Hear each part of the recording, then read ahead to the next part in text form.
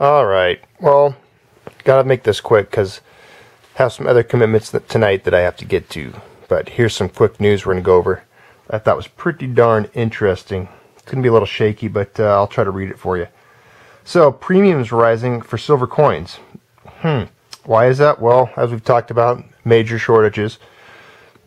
In the U.S., retail customers, coin dealers, and wholesalers are scrambling to find physical product. You can't find physical silver in large quantity.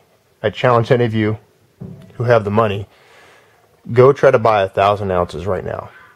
And get back to all of us with a comment on how long it takes to get the actual physical product.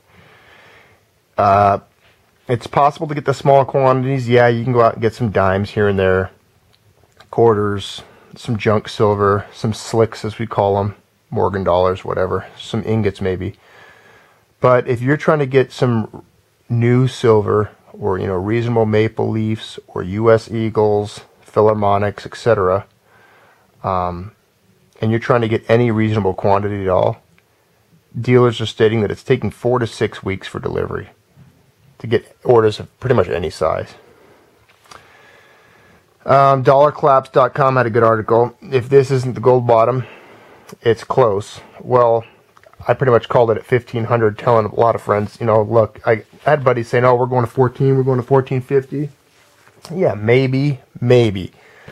Pretty sure 15 is going to be the floor for a long time. You can't drop gold that much with this much easy credit, easy money, low interest, zero interest. There's no interest.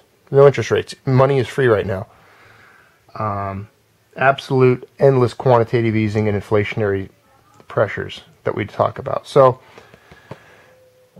yeah, the gold bottom's here.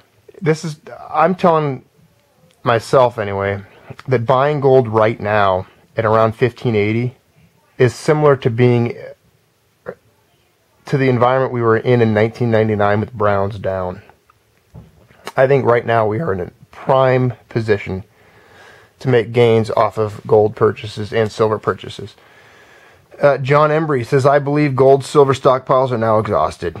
This is an interesting read here. I'm going to read it.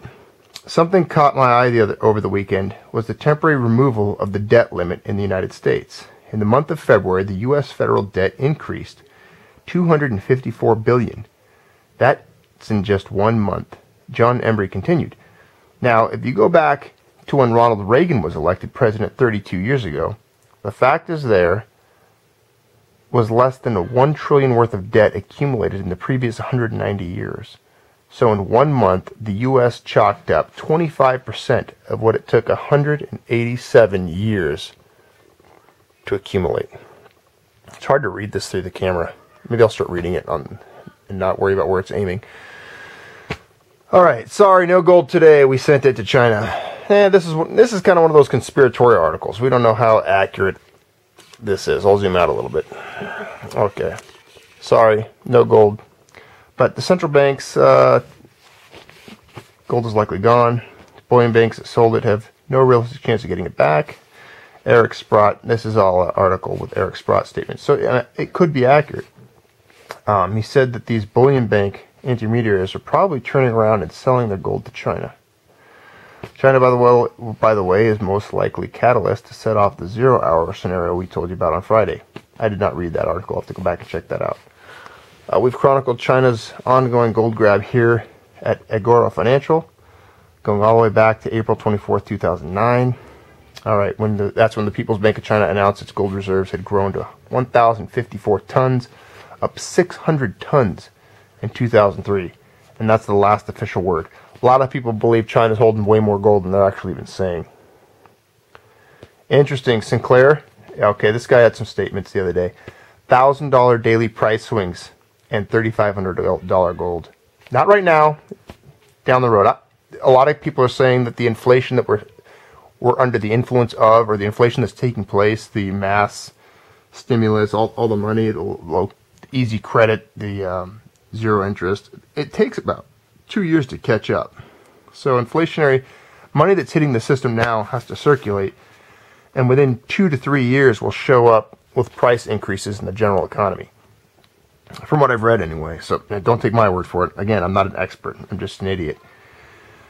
But If this guy Sinclair is right, this is the London Mine Web, he predicts that gold prices might move as much as $1,000 up or down, and he's equating it to like a biblical battle between good and evil.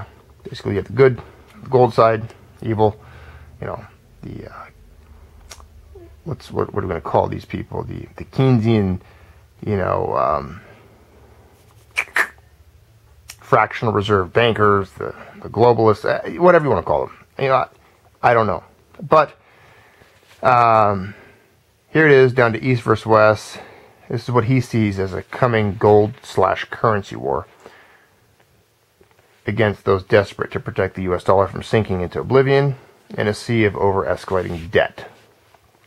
He sees this as causing excessive gold price volatility, and while he's not looking for $1,000 daily swings as the norm, he does feel it could happen 2 or 3 times as the battle begins.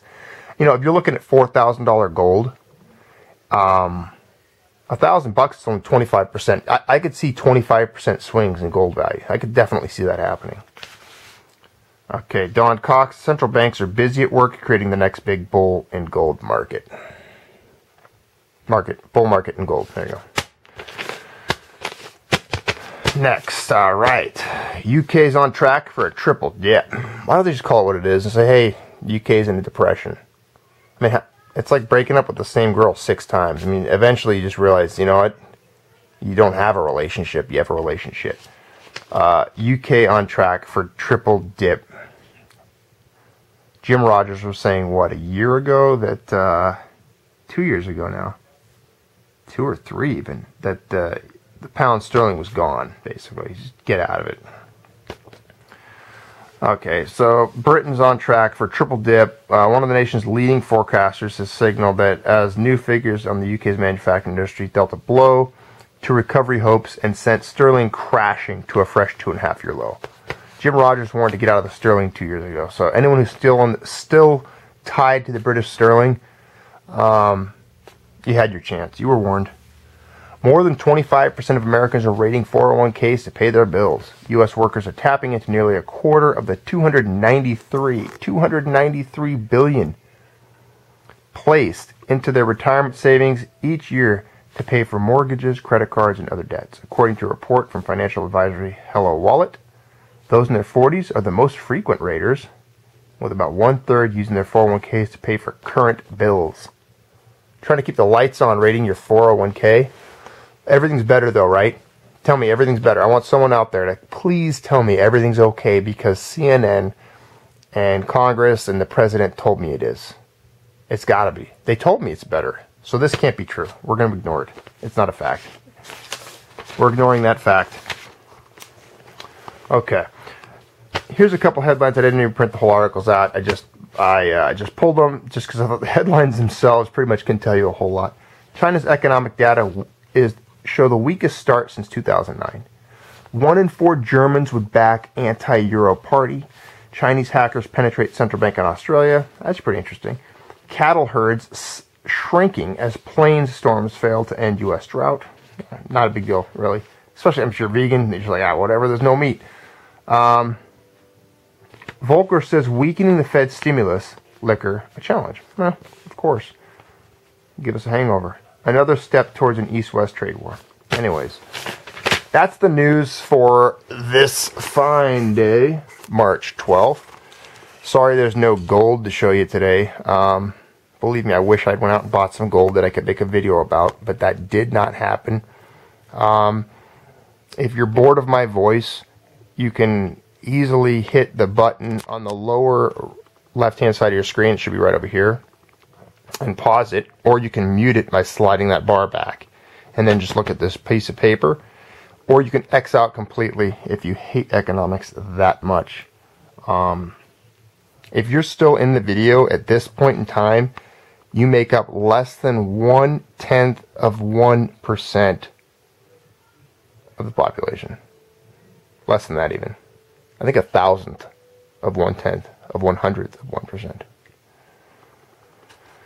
Anyways, got to move on. Got some stuff to do. Laundry to finish. And I'm going to go watch a movie, I think. So, take care. Have a great day. Keep stacking, friends. Stay in touch. As always, enjoy the conversations. And hello to all of you.